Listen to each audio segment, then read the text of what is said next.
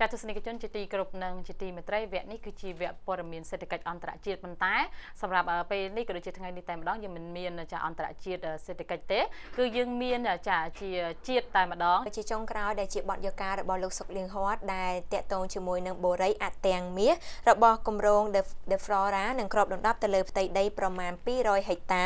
បន្ទាប់ពីផ្លូវជាតិលេខ6ដែលជាផ្លូវ highway ដ៏ធំលំដាប់ទី1នោះនៅកម្ពុជាត្រូវបានស្ថាបនារួចរាល់ដូច្នេះសូមអញ្ជើញទស្សនាជាមួយបទយកការនេះដូចតទៅ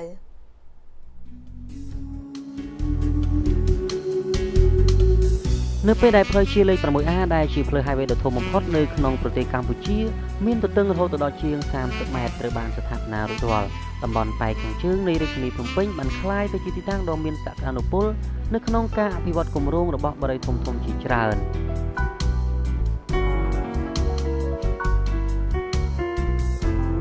ជារួមតម្លៃដីសូម្បីដីចម្ការឬដីដាំដំណាំសោះក៏មានការកើនឡើងស្រើត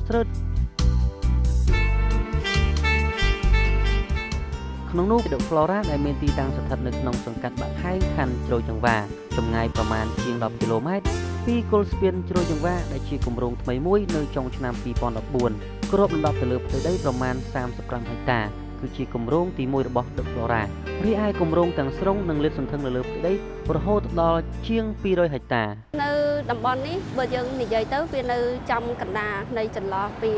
ទន្លេមេគង្គហើយទន្លេសាបអញ្ចឹងដែលផ្ដល់ដែលចំណុចសំខាន់ដល់វានឹងគឺអាកាសធាតុវាស្រស់បំព្រង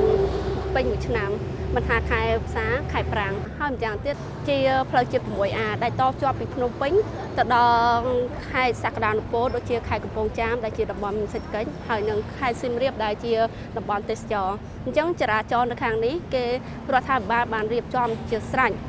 ជាមួយនឹងផ្លូវ highway ទី1នៅស្រុកខ្មែរដូច្នេះបាទយើងចាប់ផ្ដើមសិក្សាគម្រោងនេះឡើងគម្រោ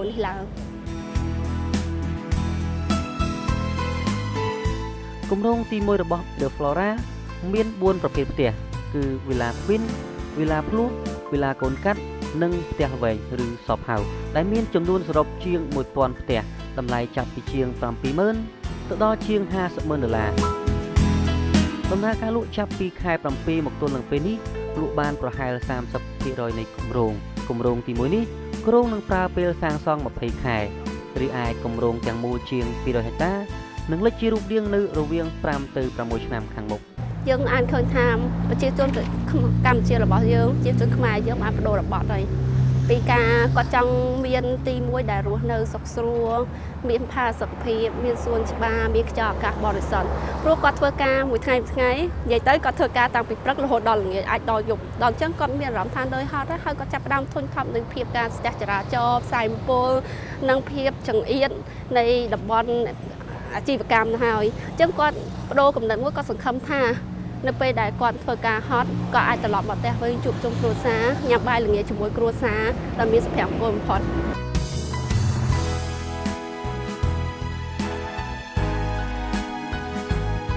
ប៉ុនឆ្ងល់ជាហេតុអីបានជាគម្រោងរបស់យើងហ្នឹងគឺយើងចាប់អារម្មណ៍មុនដំបូងគេគឺផ្លូវសិនព្រោះសំខាន់ផ្លូវយើងធ្វើសំខាន់ដើម្បីឲ្យភ្ញៀវនឹងអាចជិះតាមផ្លូវហ្នឹងទៅក៏អាចដឹងទីតាំងនៅផ្ទះគាត់ព្រោះបើសិនយើងដីទៅទេយើងអត់មានផ្លូវអញ្ចឹងពេលភ្ញៀវមកគាត់ថាម្លុកផ្ទះគាត់នៅណាគាត់ទិញហើយគាត់ត្រូវដឹងថាផ្ទះគាត់នៅម្លុកណាហើយចិត្តអីហើយគាត់បានឃើញតបភ្នែក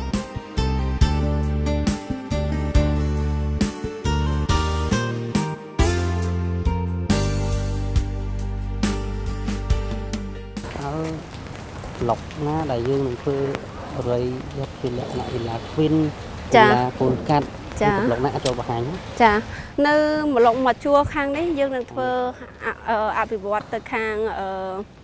ជាផ្ទះល្វែងShop House ហ្នឹងពូបដៅផ្លូវនេះគឺបដៅផ្លូវធំអញ្ចឹងរាល់ដែលភ្ញៀវដែលជីកាត់ក៏ជីកាត់នៅខាងនេះគាត់អាចចូលទិញសម្ភារៈបានឬមួយទិញរបស់ប្រើប្រាស់ប្រចាំថ្ងៃបានហើយផុតពីខាងហ្នឹងទៅនៅខាងមុខនោះយើងនឹងមានផ្សារធំមួយនៅចំកណ្ដាលប្រហែលជាចូលបរិយនោះប្រហែលជា20ម៉ែត្រអញ្ចឹងនៅដល់ប្រហែលជា20ទៅ50ម៉ែត្រយើងមកដល់ផ្សារមួយដែលទំហំ3ហត្ថដែលខ្ញុំជំរាបពីមុនហ្នឹងហើយបន្ទាប់មកហ្នឹងទៅយើងមានខ្លោងធួយធំមួយសម្រាប់ម្លុក Villa គេហៅថាម្លុក Residence ហ្នឹងឯង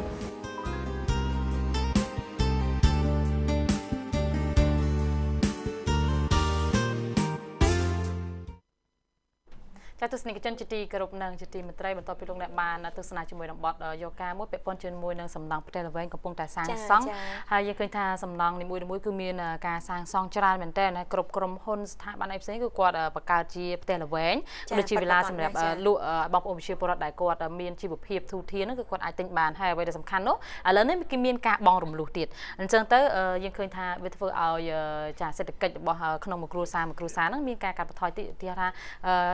អ្នកខ្លះគឺនៅពេលដែលទិញផ្ទះម្ដងពីមុនណាគឺយកលុយទាំងដុំតែម្ដងបើថាត្រូវ 100000 យកលុយ 100000ទៅទិញតែម្ដងប៉ុន្តែបច្ចុប្បន្ននេះគឺយើងបង់ក្នុងប្រមាណភាគរយមុនអញ្ចឹងយើងបានផ្ទះហើយចានេះវាងាយស្រួលដែរនេះគឺជាការបង្ហាញក៏ដូចជាសបញ្ជាក់ឲ្យឃើញថាសេដ្ឋកិច្ចរបស់យើងកំពុងតែមានការលូតលាស់ខ្លាំងមែនទែនចាសម្រាប់ប្រទេសកម្ពុជារបស់យើង